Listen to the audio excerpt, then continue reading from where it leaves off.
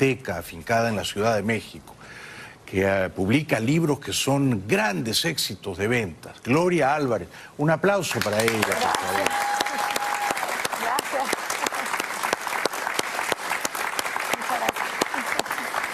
Bienvenida, bienvenida. ¿Cómo estás? Muy bien, agradecidísima de poder estar acá. Al contrario, agradecido yo. Y además muy impresionado, porque eres una cosa rara, Gloria. Eres una pensadora liberal hasta las últimas consecuencias, y eres una estrella de rock. Tienes un público muy numeroso, muy internacional, y que te adora, ¿no? Sí, ha sido una cosa maravillosa que yo la verdad es que estoy muy agradecida con la vida por haberme podido la oportunidad de hacer lo que hago, y cuando volteo a ver el camino que he podido recorrer, yo siempre pienso así como, bueno, si mañana es mi último día, la verdad es que no tengo nada de qué quejarme porque ha sido un paso maravilloso. Algo has hecho bien. Hay mucha gente que te sigue, que te escucha, que te adora en muchos países. ¿Cómo es que te hiciste tan conocida? ¿Dando conferencias, viajando? Fue poco a poco. Primero en Guatemala yo hacía radio, como mi trabajo así de estudiante. Después me fui a estudiar para especializarme en desarrollo. Quería trabajar en una gran agencia internacional, y estudiando me decepcioné de ese mundo porque me di cuenta que en lugar de acabar con la pobreza, la perpetúan para seguir teniendo esos trabajos. Sí, sí. Entonces volví a Guatemala, volví a la radio, pero esta vez mi jefe me dijo así como, mira, con todo lo que has estudiado, yo quiero que hables de eso al aire. Entonces yo le dije, bueno, ¿estás seguro? Porque yo pateo muchos callos. La derecha no me quiere porque no soy conservadora, y la izquierda no me quiere porque soy socialista. Me dijo, no me importa, tú dale. Entonces empecé en radio en el 2010, ya con temas más, digamos, puntuales. Pero en una radio de música pop, o sea, no era normal hablar de esas cosas. Y el programa tuvo mucho éxito. Y eso me llevó a otros empleos. Trabajé para un banco como social media manager. Ahí le aprendí el tejimaneje a las redes sociales. Trabajé en compañías de teléfono celular. Me di cuenta del poder del teléfono como un gran profesor para el siglo XXI, más que los sindicatos de educación.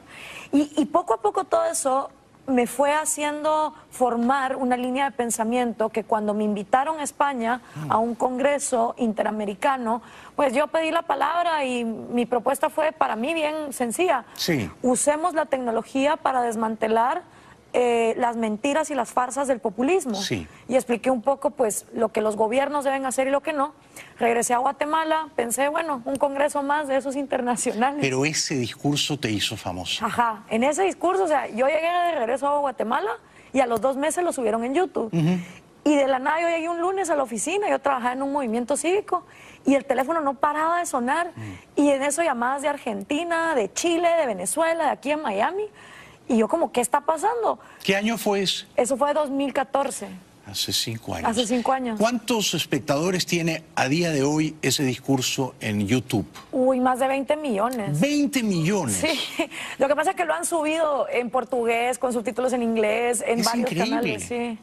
Es increíble. ¿Qué población tiene tu país de origen, Guatemala? 16 millones. Claro. Claro, o sea que le ha ganado a Guatemala entera esa guerra mediática. 20 millones de personas que te han visto. ¿Y por qué ese discurso pronunciado en España? ¿En qué ciudad? En Zaragoza. Zaragoza. ¿Qué duración tuvo el discurso? 11 minutos. Bien, no fue tan largo. Sí. ¿Y por qué ese discurso ha tenido tanto éxito? ¿Qué dijiste allí que ha capturado la imaginación de tanta gente? Pues la verdad es que no lo sé, porque cuando tú comunicas no sabes qué es lo que la gente vuelve suyo, pero por lo que he escuchado es que mucha gente me dice, pusiste en palabras concretas algo que yo venía pensando y que no sabía cómo expresar.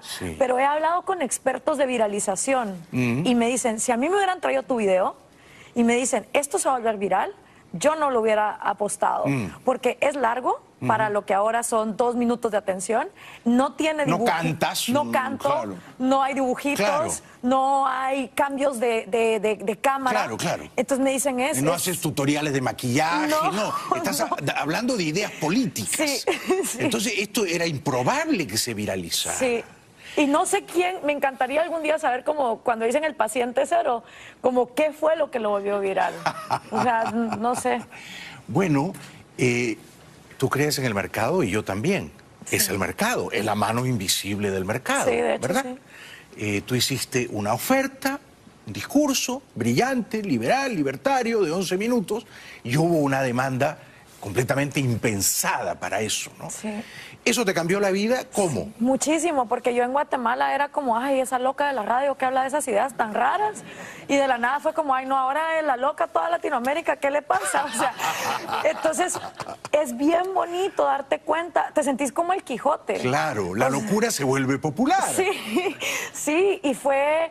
O sea, yo me acuerdo de llegar a mi casa y decir, bueno, tengo dos opciones, porque con las cosas virales, pues tú puedes dejar pasar la ola y murió. Sí. O hacer algo por eso. Y cuando me empezaron a invitar a dar conferencias, tuve gente que me dijo, mira, Gloria, tenés, en ese entonces yo tenía 29, ahorita tengo 34, me decían, tenés 29 años, probablemente ya diste el mejor discurso de tu vida. Te están pidiendo ir a dar conferencias, pero capaz que cuando ya te vean en persona, no va a ser lo mismo. Entonces, atenete a eso. Luego tenía a mi papá, que estaba pantérico de ir a Venezuela, y yo, papá, ¿cómo vas a ir a Venezuela? Te van a matar. Y él, que es cubano, entiende muy bien todo eso. Pero yo le dije, mira, papá, si la vida me dio la oportunidad de hablar de esto, yo tengo que ir a Venezuela, tengo que ir a Nicaragua, tengo que ir a Bolivia, porque ¿qué tal si es la verdad lo que dicen las... Yo sabía que no era verdad, pero que toda esa fantasía de que Venezuela es perfecta y que los yanquis la tienen así, sí. Si yo no voy a tener prueba viva. El que no va, no ve. Exacto, el que no va, no ve. ¿Y con qué autoridad moral le voy a poder hablar a todo el continente de Pero algo fuiste así? muy valiente de meterte a la boca de lo... Yo no me atrevo. Sí. Yo no lo he hecho. No me atrevo, no me atrevo. Sí, pues yo lo hice en el 2015. La verdad fueron 4 días que yo... En Caracas. En Caracas. Me persiguió el SEBIN, me mandaron gente a callar, claro. Me metí a un supermercado, estos en escasez, con el teléfono aquí prendido, porque si te cachan te vas preso. Sí, sí. Diosdado Cabello me amenazó de muerte, pero lo bonito fue también que una vez en Caracas, cuando a mí me entró el miedo, me acuerdo hablar con mi papá y decirle, me está pasando esto, y ahí mi papá, fue, cálmate, todo va a estar bien, mija, vas a hacer lo correcto. Entonces, el paso de mis papás, porque también los dos, mi mamá también, mi abuelo también sufrió el comunismo soviético en Hungría. Entonces, quiera que no, sí, tú sos consciente de lo que estudiaste y te preparaste para esto, pero como todavía sabemos tan poquito de genética, uno también no sabe si lo que uno hace o lo que está destinado es por lo que trae atrás. Sí, siempre hay un mandato genético escondido, yo creo que sí. Ahora bien, esos otros discursos que has dado, viajes y conferencias, se han subido también a las redes, me imagino. Sí. ¿Y han tenido tanto éxito como aquel primero pionero o ya no tanto? Pues no sabría decirte cómo medir eso, porque, por ejemplo... Por número de espectadores. Si es por número, hay videos que han llegado también a millones. Ah, bueno, entonces sí. Y no he como hecho el cálculo, digamos, porque como te digo, la gente lo sube. Cualquier video que pasa de 1 millón de espectadores es un éxito salvaje. Sí. Yo si hago 10.000 espectadores doy una fiesta. Ahí me invitas. No, pues sí, mira, una de las cosas que me reconfirmó, eso fue mi primera visita a Uruguay. Cuando el video se hace viral, yo no conocía nada de Nicaragua para abajo. Lo que sabía era por lo que había estudiado en mi licenciatura, que obviamente te mete en historia de Iberoamérica y conoces de cada país, pero una cosa es lo que lees, otra cosa es llegar al lugar. Correcto. Entonces yo iba en el avión pensando, bueno, voy a llegar a Uruguay, yo vengo de Guatemala, ¿qué sé de Uruguay? Soy refan de la historia de los uruguayos que cayeron en los Andes, de Nando Parrado y de Canesa, que tuve la oportunidad de conocerlo en un avión, eso fue fantástico. Pensabas que nadie te iba a conocer en Montevideo. Exacto, yo dije, bueno, pues si no llega nadie, ya estuvo, pero por lo menos lo intenté.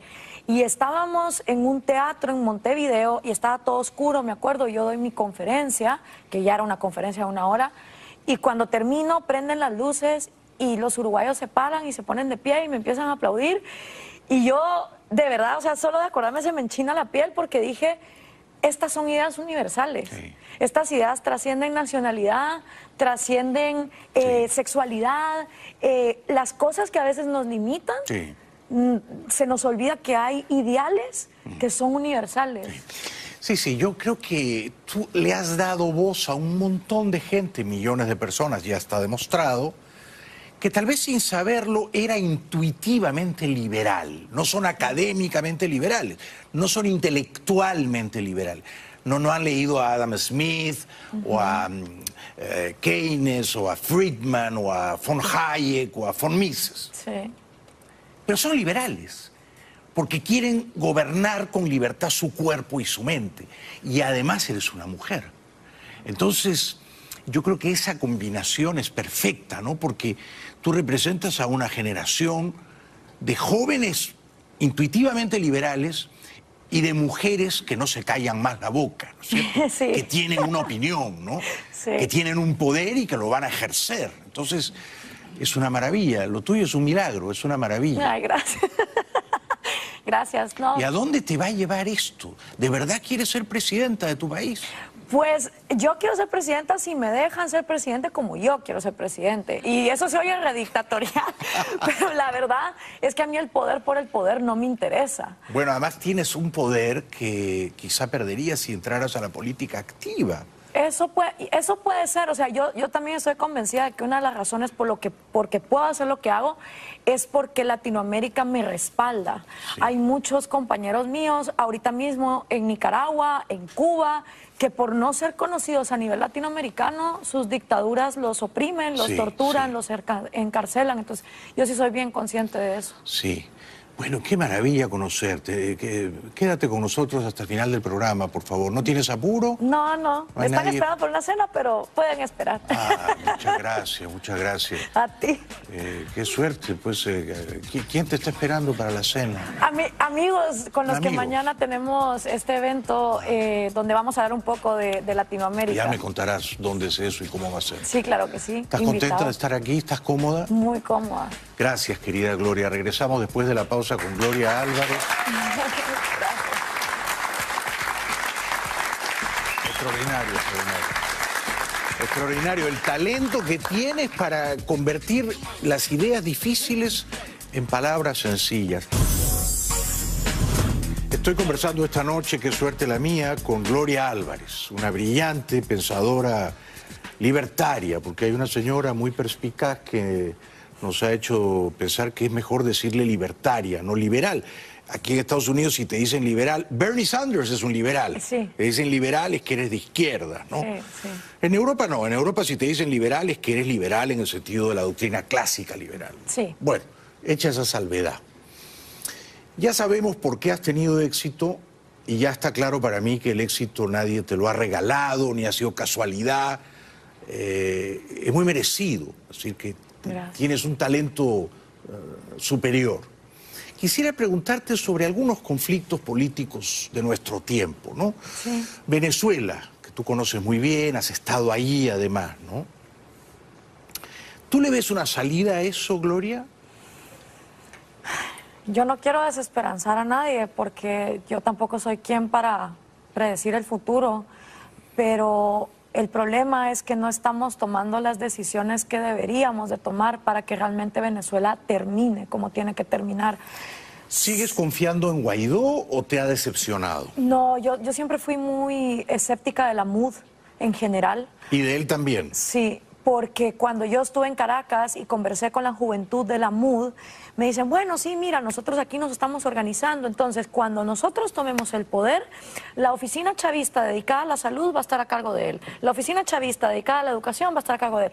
Yo decía, pero no, ¿en serio? Sí, el mecanismo y la mentalidad era, si nosotros llegamos al poder, las mismas oficinas y el mismo socialismo que el chavismo ya instauró, nosotros lo vamos a poder manejar mejor porque nosotros sí que no somos corruptos.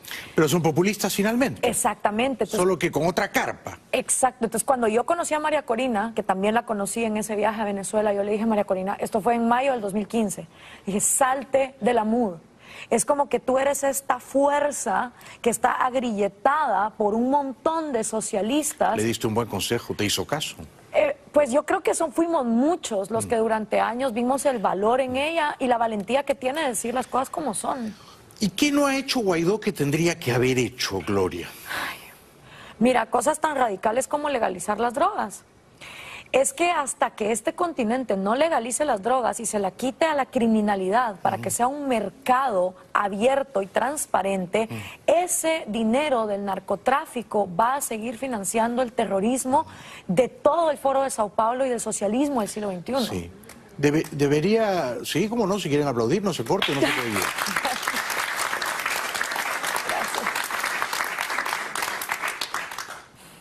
Yo te aplaudo sin necesidad de batir palmas. Ya tú sabes cuál es mi posición respecto de las drogas, ¿no? Sí.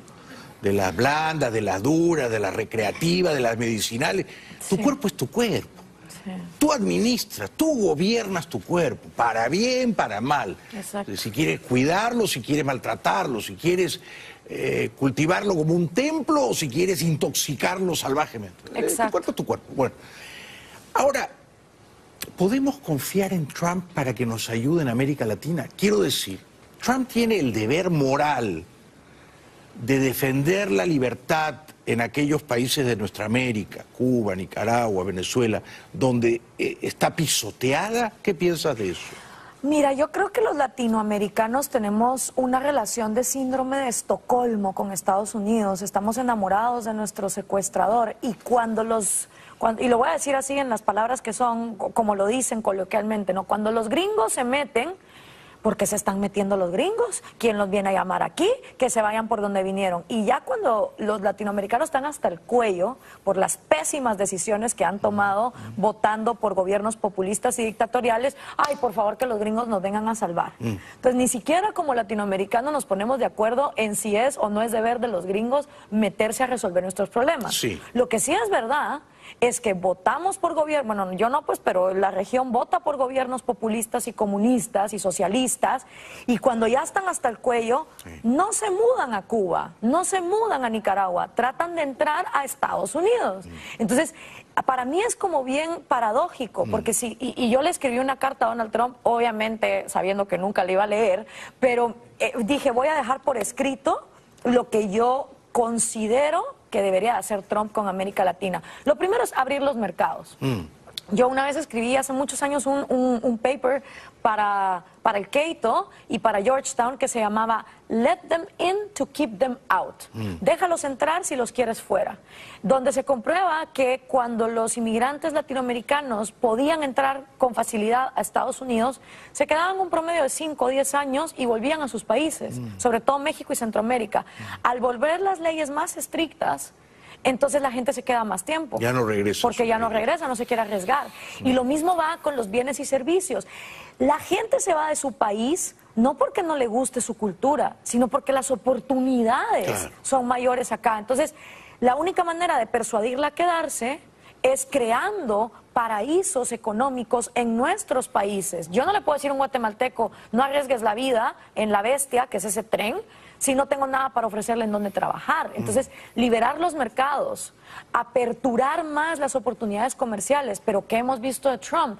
Que se ha portado como un proteccionista. Sí, es más proteccionista que los chinos. Pero, digamos, tú sabes que hace 30 años, exactamente hace 30 años, diciembre del año 89, Bush papá tenía en Ciudad de Panamá a un enemigo, que era un dictador, pero más que un dictador, era un felón. Era un traidor de la CIA y se había convertido en aliado de Pablo Escobar, Manuel Antonio Noriega. Sí. Y el señor Bush papá dijo, pues yo no voy a tolerar a un narcodictador, felón, en nuestro vecindario. Así que vamos y lo derribamos y fue un éxito. Desde entonces Panamá es una democracia estable, sin fuerzas militares.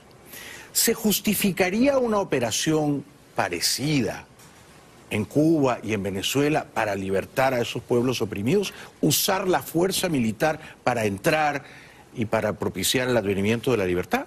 La pregunta es, ¿de quién es la opinión que vale para decidir si es justificable?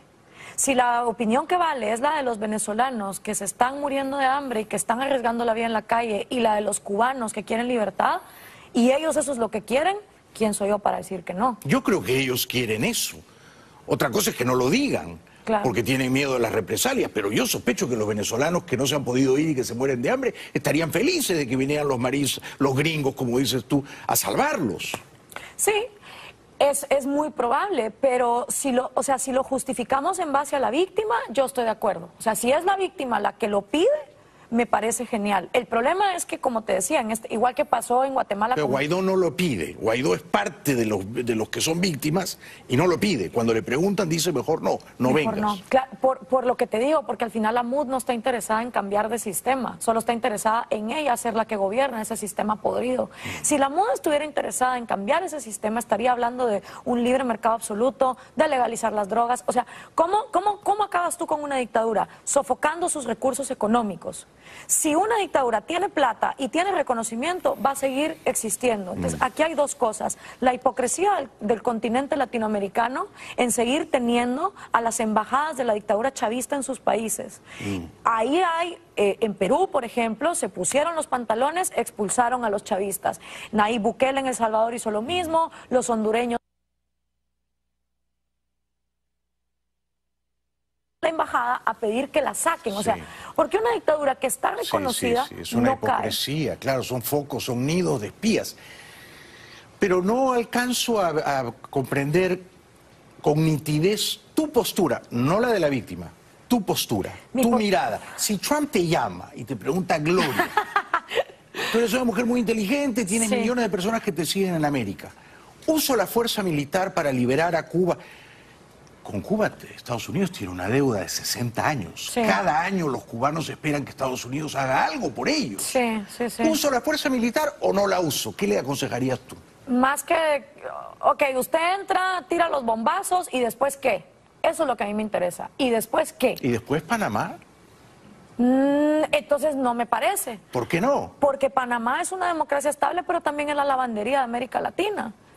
Entonces, pero el problema... Panamá, los gringos entraron un ratito, se hicieron elecciones, ganó un señor limpiamente, se decapitaron a las fuerzas militares corruptas, que habría que hacerlo en Venezuela, no más militares, que es un partido político, y los gringos se fueron. Sí, pero es que lo veo como un cáncer que hace metástasis si tú, aparte de la invasión militar, no haces lo que hay que hacer a largo plazo. Es decir, ok, supongamos que los gringos entran a Venezuela y la toman militarmente.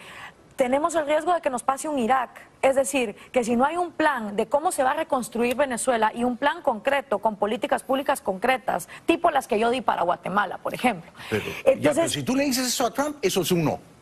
Bueno, pues no. Entonces mejor no, porque hacerlo urgente, disfrazado de importante, nunca nos ha funcionado en América Latina. Pero él no tiene que gobernar Venezuela los próximos 10 o 20 años. De eso se ocupan los gobiernos legítimamente elegidos de Venezuela. Exacto. Lo que él tiene que hacer es usar una fuerza superior a la de la dictadura para doblegarla. Pero a mí me Esa fuerza solo la tiene la Casa Blanca. ¿Quién más la tiene? Pero ¿sabes cómo? Bueno, piénsalo así, con Cuba. ¿Cuánta gente se quejaba de Batista? Mi tía abuela, de hecho, se volvió miliciana comunista porque ella sentía esta culpabilidad de que por qué su familia sí tenía y el resto de cubanos no. Y Batista era un dictador y la urgencia de sacar a Batista llevó a un dictador 3 veces peor. Y cuando analizamos la historia de América Latina, siempre estamos en lo urgente. ¿Urge sacar a Maduro? Sí, me parece que es urgente. Y yo tampoco me negaría a que haya una invasión militar. Pero ¿qué vamos a hacer después? A mí me frustra que en este continente nunca se piense en qué se va a hacer después. Y por eso los países son pendulares. Los que salen del socialismo entran a extremas derechas mediocres, mercantilistas, que privilegian oligopolios. Luego la gente pobre se enoja. Volvemos otra vez a la izquierda. Y cuando ves esa historia que se repite, es como cuando uno ve a alguien que no quiere salir de su círculo de malas decisiones. Eso es un problema posterior, Gloria. Sí. En Venezuela hay un genocidio. Cuando hay un genocidio, hay el deber moral urgente de interrumpirlo. Ok, y para esas medidas, yo lo que propongo es cortarle los lazos diplomáticos a todos los chavistas parasitando en el resto de países de América Latina. Segundo, hacer una bienvenida de emergencia a todos los exiliados venezolanos. Por ejemplo, es una vergüenza que en mi país el expresidente Jimmy Morales le puso visas a los venezolanos para entrar. Y al mismo tiempo tiene a la embajada chavista en mi país. Eso me parece vergonzoso y cruel. Yo estoy de acuerdo contigo. En un solo punto discrepamos tan amigablemente, porque nos vamos a querer siempre. Y es que yo creo que hay ocasiones en que este país, que es el faro de la libertad, tiene que usar la fuerza para salvaguardar la libertad. La libertad tiene un precio. A veces hay que usar la fuerza. Si no la usas, los enemigos de la libertad, Sí. que son muy insidiosos, Sí. prevalecen.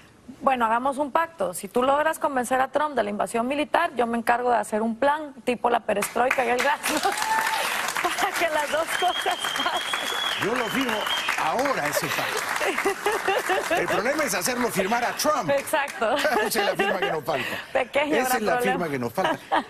Puede que, es muy improbable, pero puede que en medio año, si él ve que la reelección está en peligro y para capturar el voto hispano, se decida hacer algo, no una invasión con 20 o 30 mil hombres en tierra, pero alguna escaramuza militar.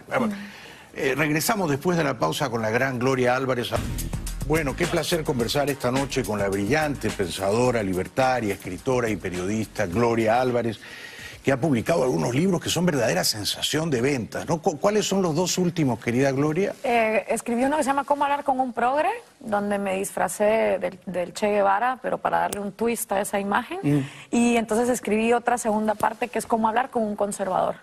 Porque como los libertarios, te decía, ¿no? Le pisamos los callos tanto al movimiento conservador, que creo que es donde la derecha ha fallado mucho. No quieren hablar de liberar las drogas, no quieren hablar de la libertad sexual, no quieren hablar de la importancia de cuidar el medio ambiente.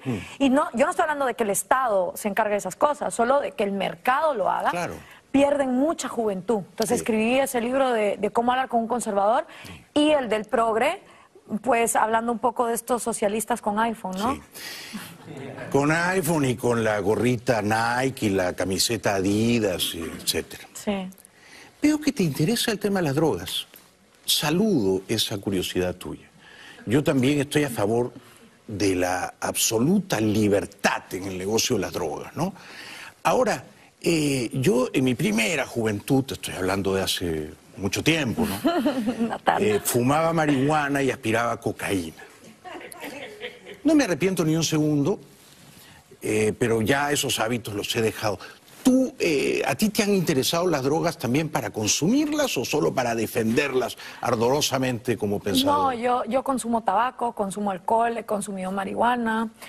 ¿Puedo decir eso en Estados Unidos? No me Por da supuesto, pena. por supuesto. Esa es, por ejemplo, una de las cosas que yo no entiendo. O sea, ¿por qué al consumidor, yo, por ejemplo, cuando miraba a Whitney Houston decir, oh, I did crack, y no van tras ella, ¿por qué siempre los latinoamericanos, los productores, son los que sufren las consecuencias de que las drogas sean ilegales, pero los consumidores pueden decirlo abiertamente? Entonces, hay algo malo en el mercado, pero más que el tema del consumo personal, porque al final la gente va a consumir. Yo nunca he consumido cocaína, por ejemplo. Haces bien. No porque sea, gracias. Toda la gente que me conoce me dice, Glorita, no lo pruebe. Te adoramos, pero el día que pruebes esa droga, adiós, mamadita, porque te va. Y nunca la he probado por eso, pero lo que voy es, yo no creo que la gente pruebe o deje de probar cosas por su legalidad o no legalidad, sino ya es una cosa de tú conocerte personalmente. No hay relación causa-efecto.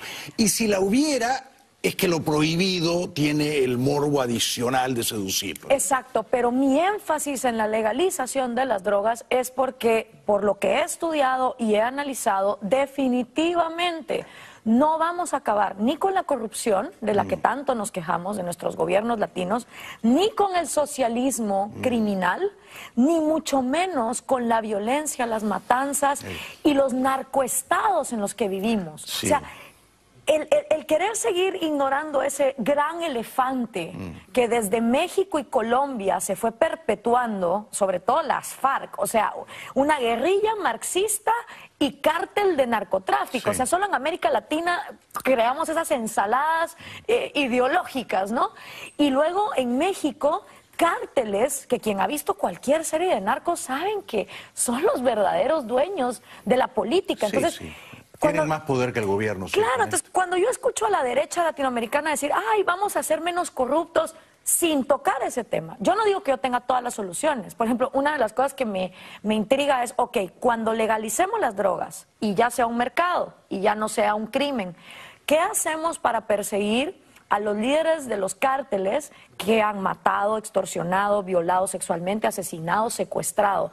Una vez lo hablé con un abogado. Hay ciertos delitos de lesa humanidad que no prescriben. Exacto. Y ¿tendremos en América Latina los aparatos judiciales para ir tras ellos? Improbable. Improbable. Pero mi punto es, tenemos que hablarlo. O sea, deberíamos de tener más foros, porque esta guerra contra las drogas no la vamos a ganar. No la vamos a ganar policialmente. ¿Has ido a Ámsterdam? ¿Has ido a Montevideo? Sí. Ah. Sí. Es una gran experiencia, es muy educativa, porque tú vas a Montevideo y entras a una tiendita y puedes comprar cannabis y no está todo el mundo fumando marihuana en Montevideo. No es así, no es así. Y este tema, o el tema de la sexualidad, de la defensa de la libertad sexual, que yo también, por supuesto, saludo y celebro, ¿no te trae problemas familiares? Digamos, tus papás, tu familia, ¿todos son tan libertarios como tú? Fíjate que es bien interesante. Mi papá fue criado como un católico en el Liceo Marista, muy religioso, y cuando yo empecé a estudiar historia en la universidad y me doy cuenta de cómo empieza la Iglesia Católica y empezás a ver pues que realmente fue una artimaña populista del Imperio Romano para seguir en el poder y cómo luego la conquista española, etcétera, y vámonos para allá. Yo llego con mi papá y le digo, papá, lo siento muchísimo, pero yo no vuelvo a ir a misa. Ya no eres católica. Ajá, ya no soy católica, eso lo hizo a los 22 años y mi papá, pero Gloria, porque en mi casa se iba todos los domingos a misa. Yo fui a colegio católico, fui al Opus Dei, o sea, me he leído el catequesis. ¿Fuiste al Opus Dei? Sí, fui a colegio del Opus Dei también, o sea, y cuando, primero fue eso, me molestó pertenecer a una institución que había asesinado científicos, mujeres, gente por defender sus libertades sexuales.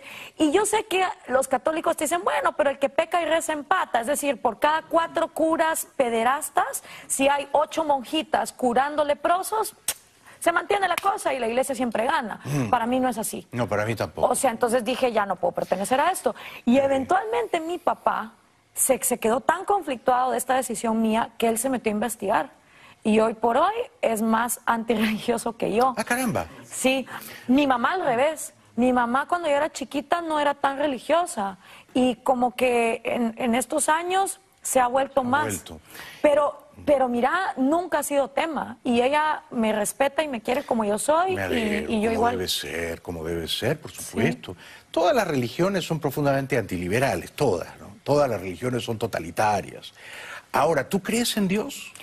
¿O eres agnóstica o atea? A mí me gusta llamarme atea, es decir, sin Dios, porque cuando tú dices soy agnóstico, la gente dice, ah, bueno, entonces en algún Dios creerá o en algún ente. Sí. Y casi siempre a ese ente le ponen características psicológicas humanas. Sí. Entonces, yo no sé cuál es la explicación del universo, yo no sé cuál es el origen de la vida, yo no tengo ni idea, pero como no tengo ni idea, estoy segura que todas las explicaciones que se te han tratado de dar tampoco. Entonces a mí me gusta leer mucho a Carl Sagan, a Steven Pinker, leer de neurociencia, del origen del universo. No pretendo ni siquiera estar cerca de entender por qué la vida es como es, o por qué desde que nacemos queremos seguir vivos, ¿no? Y todas las especies hacen lo mismo, no lo sé. Y que vivimos por un propósito, sí. Y es maravilloso también, pero creo que a mucha gente se le roba esta vida por prometerle otra que quién sabe si existe. No dejes que te la roben a ti. Gracias por haber venido. Gracias a ti, Eres muy brillante y muy encantadora. Gracias. Un gran aplauso para ella. Gracias. Gracias. Hasta pronto. Hasta pronto. Bueno, en Facebook, una paginita que me abrió mi mujer Silvia, estamos a punto de llegar a los 200.000 seguidores. Síganos en la página de Baby, por favor. Ya regresamos. Me cuentan que Gloria Álvarez, nuestra invitada de hoy, va a estar mañana en el Museo de la Diáspora a las 6 de la tarde. Y que va a ser un conversatorio muy animado, así que los invito a que la acompañen. Mañana a 6 de la tarde en el Museo de la Diáspora, la gran Gloria Álvarez. Ya regresamos. Gracias por vernos, gracias por haber venido. Hemos tenido un público encantador y además muy ilustrado y muy elocuente. Gente de todas partes. Gracias, gracias, gracias. No somos 20 millones, somos 100.000, pero vaya, nos queremos. Gracias de corazón.